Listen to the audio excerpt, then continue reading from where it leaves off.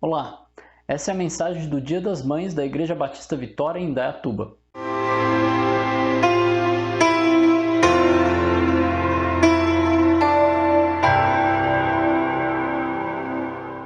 Talvez durante esse isolamento da pandemia você esteja conhecendo facetas dos seus filhos que você nem imaginava. Pode ser que você esteja tendo algumas surpresas agradáveis, mas talvez tenham outras coisas que estão te deixando maluca. O que nós queremos hoje é passar ensinos bíblicos e dicas para lidar e treinar os seus filhos durante essa pandemia, mas que nós esperamos que tenha efeito para a vida toda deles.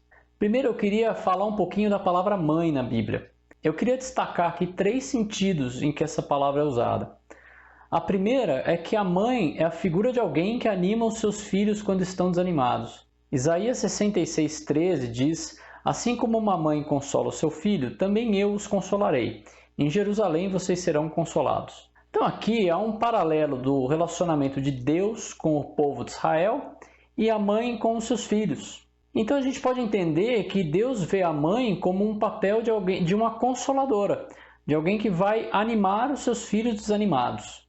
Também a mãe é alguém que treina os seus filhos na vida moral.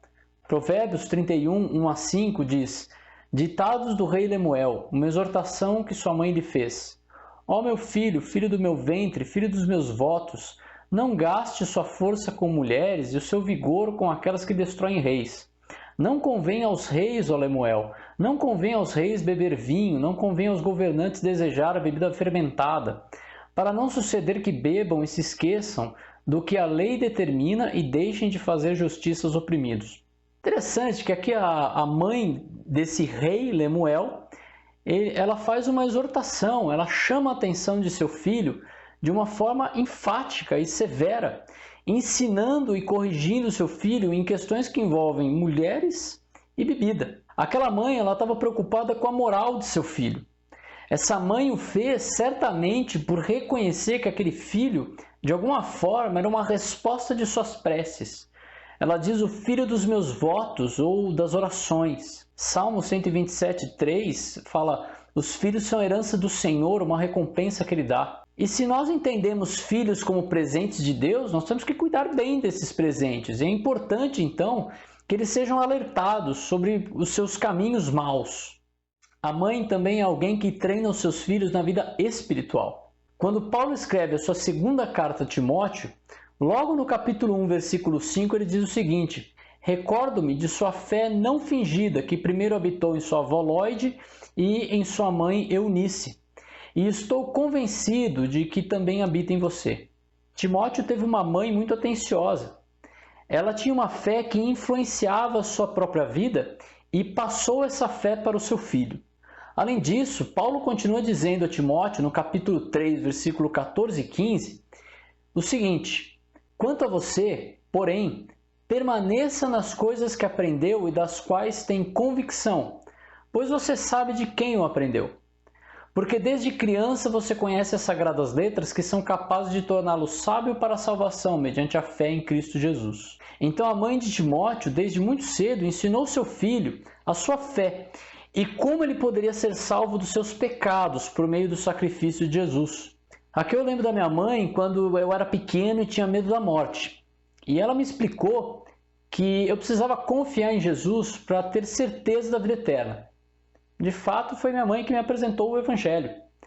Quando eu era adolescente, jovem, constantemente ela me orientou e alertou sobre caminhos perigosos que eu trilhava. E mesmo hoje, depois de casado com 3 filhas, ela ainda me exorta amorosamente quando necessário. A pergunta que você pode estar se fazendo é a seguinte: como é que eu posso ser então essa mãe descrita na Bíblia? Por isso que eu quero te dar dicas para lidar e treinar seus filhos durante essa pandemia, e a gente espera que esses ensinamentos tenham efeito inclusive para a vida toda deles. Eu gosto de jogar basquete, mas eu fiquei um bom tempo sem jogar. Então eu tenho aproveitado essa pandemia para treinar os fundamentos do basquete, ou seja, aquelas habilidades básicas que vão, eu espero, me ajudar a jogar melhor. Para que você tenha bons jogadores em casa, você precisa ser essa mãe que, como uma treinadora, vai animar os seus filhos e vai treiná-los moralmente e espiritualmente. E eu creio que há 3 fundamentos que você deve desenvolver nos seus filhos e que para fazê-lo você precisa ser mais como aquela mãe descrita nas Escrituras. Você vai receber muita informação agora, mas calma. No final, por último, eu vou dar passos que você pode tomar para ajudar você a evoluir nessa maternidade bíblica. O primeiro fundamento que você deve treinar os seus filhos é a responsabilidade. Muito se escuta sobre eliminar a culpa como algo que pode fazer uma pessoa se sentir melhor. Também dizem que você não pode falar para o seu filho que ele está errado, porque isso vai causar uma série de complexos e você vai afetar o desempenho do seu filho. Isso criou uma geração mimada e irresponsável e que só piora. Então, o que nós precisamos é, o mais cedo possível, começar a ensinar responsabilidade para os nossos filhos, para que eles cresçam e se tornem adultos responsáveis, ao invés de bebês crescidos. Assim como aquela mãe de Timóteo que começou muito cedo a treinar o seu filho para que ele conhecesse a salvação. A responsabilidade está relacionada com a obediência da criança, mesmo quando você não está olhando. Se você ensinar a criança que ela deve obedecer como uma forma de agradar a Deus, ela vai entender que ela não precisa da sua presença física para fazer o que você mandou. Ela vai entender que ela tem uma responsabilidade diante de Deus para isso. Então, algumas dicas, ok? Para desenvolver a responsabilidade nos seus filhos. Primeiro, você pode dar a ela pequenas tarefas de casa, como tirar o lixo, pôr e tirar a mesa das refeições, arrumar a sua cama, guardar brinquedos, arrumar o quarto e o banheiro e etc. Dependendo da idade, pode até envolver coisas mais complexas. Aqui eu lembro do exemplo de José, no livro de Gênesis. José, ele é vendido ainda jovem como escravo pelos seus irmãos, e ele chega ao Egito e se torna servo de um homem chamado Potifar. Acontece que José fazia tudo o que lhe dava com um zelo, e Deus honrou esse fato. Mesmo quando ele estava em situação muito desfavorável, tendo sido preso injustamente, José continuou trabalhando fielmente. Certamente os pais de José o ensinaram que ele deveria ser dirigente e responsável no seu trabalho, inclusive quando pediam para que ele prestasse conta do trabalho dos seus irmãos que eles estavam realizando. Mesmo alguns exemplos negativos dos seus irmãos serviram para criar responsabilidade de José em relação ao trabalho.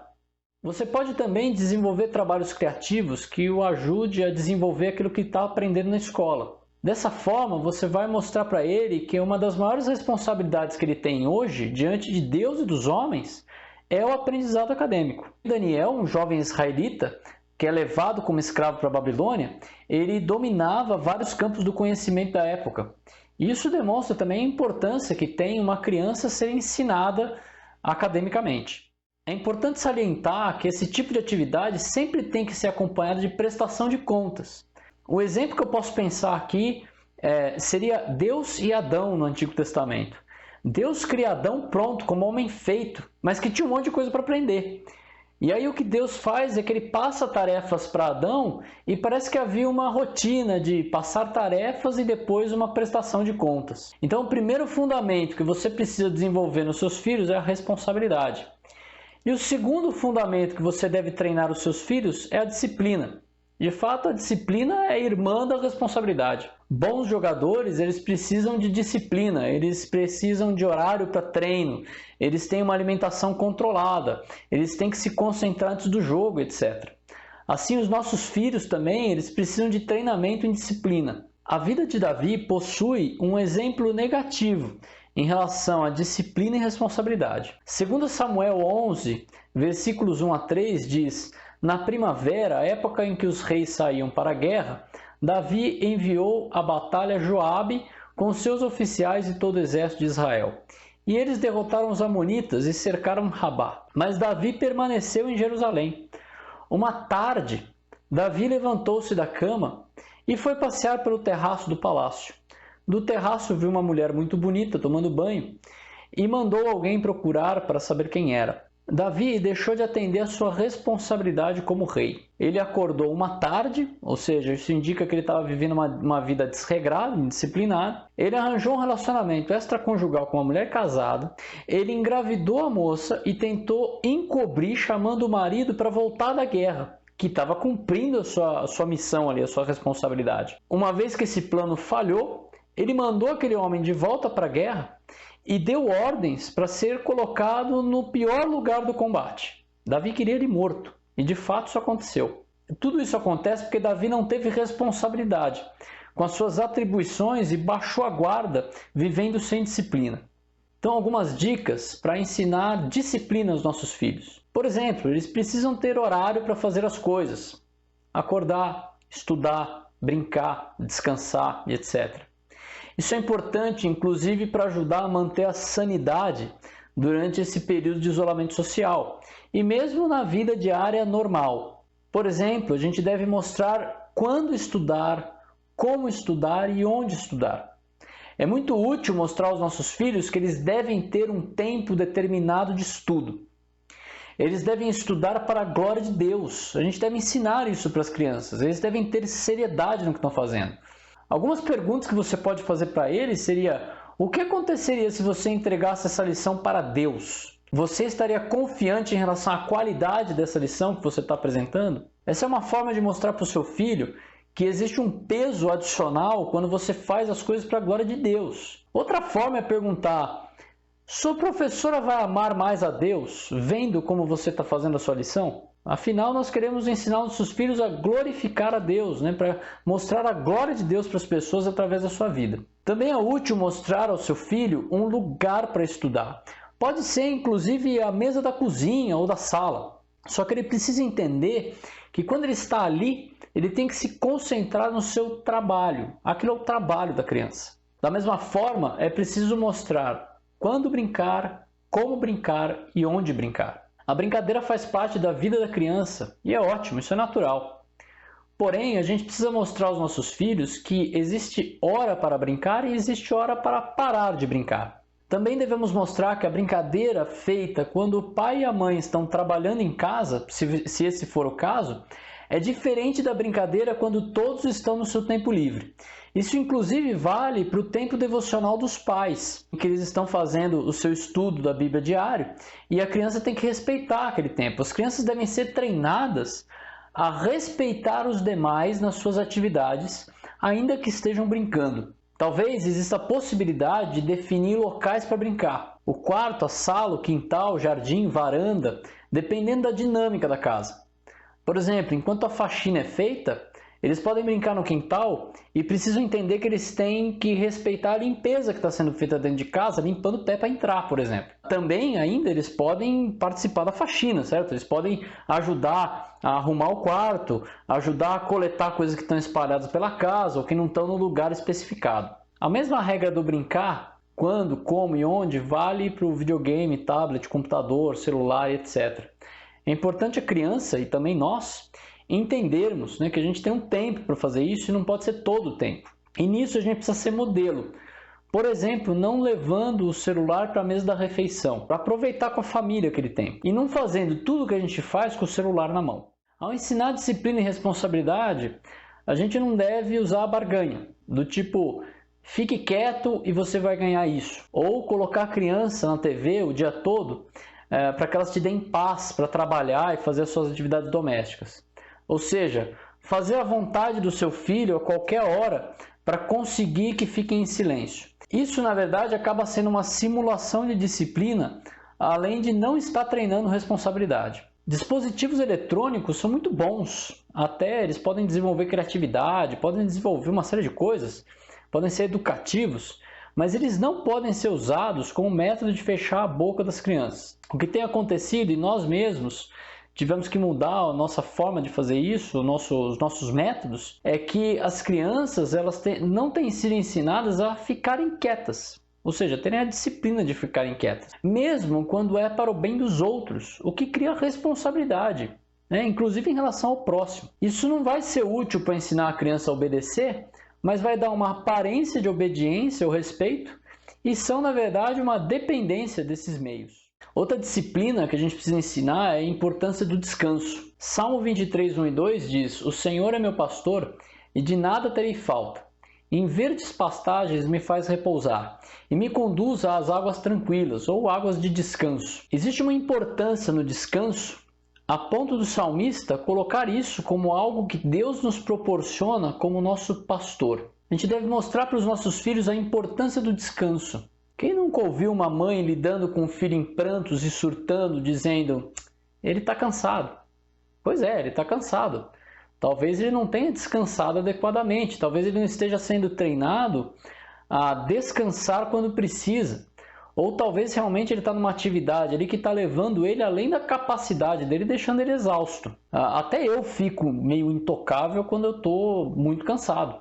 Quanto mais isso pode acontecer com uma criança. Claro, a gente deve ter um certo equilíbrio, porque os nossos filhos também precisam ser treinados a resistir um pouquinho mais nas suas atividades. As minhas filhas, por exemplo, algumas vezes elas têm um cansaço providencial que acontece justamente na hora que precisa estudar, arrumar o quarto, etc., mas que nunca aparece na hora de brincar. Nós precisamos treinar os nossos filhos que existe uma hora de descanso. Se eles são mais velhos e não querem dormir, eles podem pelo menos baixar um pouco o ritmo, ler um livro ou descansar o corpo, como costumam dizer as nossas filhas quando elas ficam quietinhas, mas sem dormir.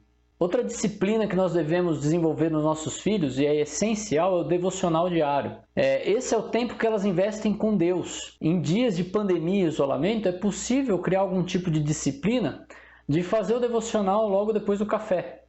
Se o seu filho tem até 5 anos, possivelmente esse tempo não passa de 10 minutos, especialmente se ele não está acostumado.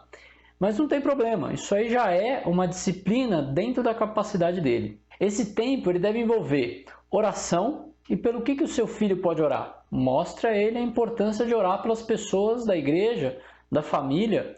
Nesse tempo de pandemia, elas podem orar a Deus por sabedoria para as autoridades, por proteção para os profissionais de saúde, ao papai e à mamãe quando precisam sair ou estão trabalhando fora, as pessoas que estão atendendo nos mercados, nas farmácias, entregando comida, etc.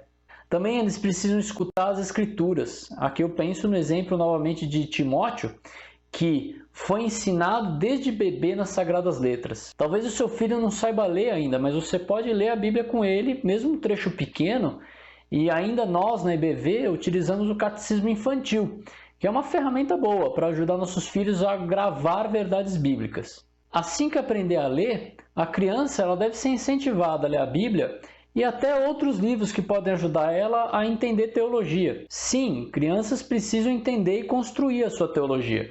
E para isso existem livros como Crônicas de Nárnia, a série R.C. Sproul para crianças, que é muito boa, né? São 3 livrinhos que explicam ali, de maneira muito criativa e linguagem infantil, teologia e o Evangelho. E também aqui deve haver aquele diálogo de prestação de contas. Em Atos 8 a gente vê o relato de um encontro de Filipe em que ele prega para um eunuco. E a conversa começa com Filipe escutando o eunuco lendo o profeta Isaías e fazendo esse questionamento. Você está entendendo o que você está lendo? Assim como Filipe fez com aquele eunuco e aproveitou a situação para pregar o evangelho, nós também devemos fazer a mesma pergunta para os nossos filhos.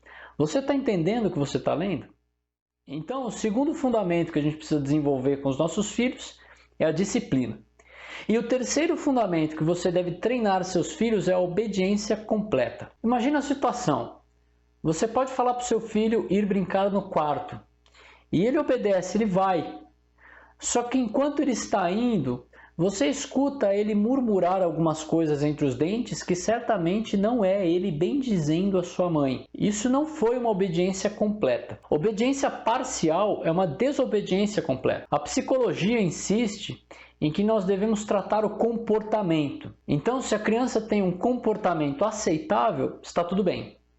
Agora, a Bíblia ela é mais profunda. Hebreus 4, 12 a 13 diz: "Pois a palavra de Deus é viva e eficaz, e mais afiada que qualquer espada de 2 gumes. Ela penetra até o ponto de dividir alma e espírito, juntas e medulas, e julga os pensamentos e as intenções do coração. Nada em toda a criação está oculto aos olhos de Deus. Tudo está descoberto e exposto diante dos olhos daquele a quem devemos prestar contas." Então a Bíblia nos ensina a tratar tanto o comportamento quanto a intenção da criança. A obediência completa, nós costumamos dizer para as nossas filhas, ela deve ser rápida, sem falar nada, sem cara feia, com alegria, porque assim elas vão estar glorificando a Deus. A questão aqui é que você não deve desejar que o seu filho obedeça só para te deixar em paz. Nesse caso, tratar o comportamento seria suficiente. Você deseja tratar a intenção do coração da criança, que é, desde cedo, contrária a Deus, a quem ela vai prestar conta, conforme o texto. Provérbios 22:15 diz: a insensatez está ligada ao coração da criança, mas a vara da disciplina livrará dela. Veja que esse texto diz que a loucura, a insensatez, está ligada, grudada ao coração da criança. Os nossos filhos naturalmente não são sábios. As nossas crianças são naturalmente tolas. E isso não é uma crítica ou culpa da mãe. Isso é a situação natural dos nossos filhos. E a resposta para isso, segundo o texto, é a vara da disciplina. Nós precisamos corrigir os caminhos dos nossos filhos como um pastor que corrige o caminho de suas ovelhas. Por isso, essa correção, além de chamar a atenção da criança, ela deve acontecer também através de instrução amorosa, para que o seu filho compreenda o caminho errado que ele está andando, entenda o caminho certo que ele precisa andar. Um caminho de obediência rápida, sem falar nada, sem cara feia, com alegria, porque assim ele vai glorificar a Deus. Essa correção, é importante salientar, não é fruto da raiva da mãe e do pai. Tiago 1,20 diz: pois a ira do homem não produz a justiça de Deus. Ao contrário, essa disciplina é uma resposta de amor para alertar os perigos da vida dos nossos filhos. Então, essa correção ela não deve ser feita com ira e raiva para não ocorrerem abusos, ameaças graves, humilhação, ridicularização ou crueldade. Essa nunca é a intenção da correção. O pastor John Piper define da seguinte forma a correção: é uma aplicação controlada de um ato não danoso de mínima dor que faz a criança ver a seriedade do que ela faz. A dor da correção ela não pode ser maior do que um machucado ou ralado do joelho do seu filho quando ele está brincando. Não pode ser maior do que isso. A gente quer chamar a atenção dos nossos filhos o suficiente para que eles entendam que fizeram algo errado e que teve um resultado ruim na vida deles. E assim eles escutem a instrução e ensino da sabedoria de Deus à medida que a gente mostra aos nossos filhos como obedecer de forma completa. O fato de nós disciplinarmos os nossos filhos de acordo com a direção bíblica é uma prova de amor e algo que vai produzir em nossos filhos ânimo, à medida que a gente termina essa correção consolando os nossos filhos. Lembra da mãe que consola o filho desanimado?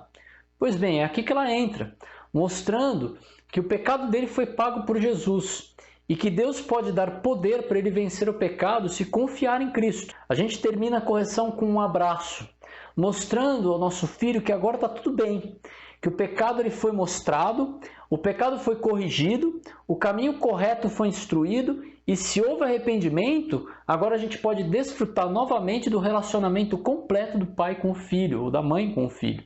Um filho menor provavelmente vai ter menos conversa, porque tem pouco entendimento. Então vai ser somente a instrução mesmo de como ele deveria ter agido.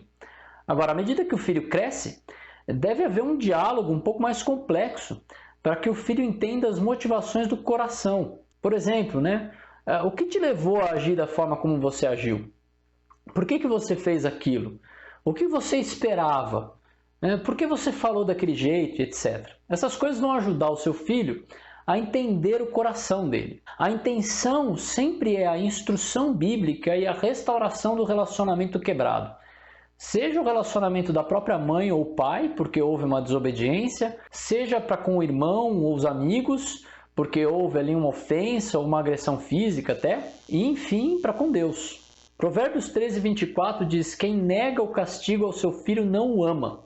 Quem o ama não hesita em discipliná-lo. Algumas dicas para a gente ensinar nossos filhos a obedecerem de maneira completa. Coloque um cartaz na sua casa, pode ser até alguma coisa que os próprios filhos podem fazer ali, para lembrar você e seus filhos de como é que deve ser a obediência completa. Rápida, sem falar nada, sem cara feia, com alegria, para glorificar a Deus. Quando der uma ordem para os seus filhos, pergunte a eles se eles entenderam a ordem, para saber se eles realmente compreenderam o que você está esperando deles. Se perceber que eles estão começando a desobedecer, lembre-os da ordem que foi dada anteriormente, porque as crianças esquecem.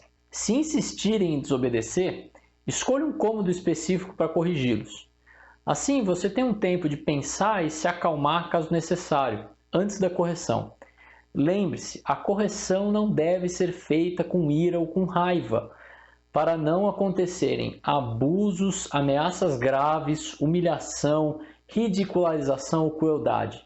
Nunca é essa a intenção. Sempre explique para o seu filho o motivo da correção e então corrija. Depois que a criança se acalmar, explique para ela que você a ama e deseja ensiná-la um caminho excelente para a sua vida. Mostre para ela que ela precisa confessar o pecado diante de Deus e pedir perdão, e que isso só pode acontecer porque Jesus morreu em nosso lugar para pagar os nossos pecados. Isso não quer dizer que seu filho é convertido, mas é uma forma de demonstrar que o pecado dele é contra Deus. Talvez você esteja pensando, né? Eu não consigo fazer isso, ou eu não quero.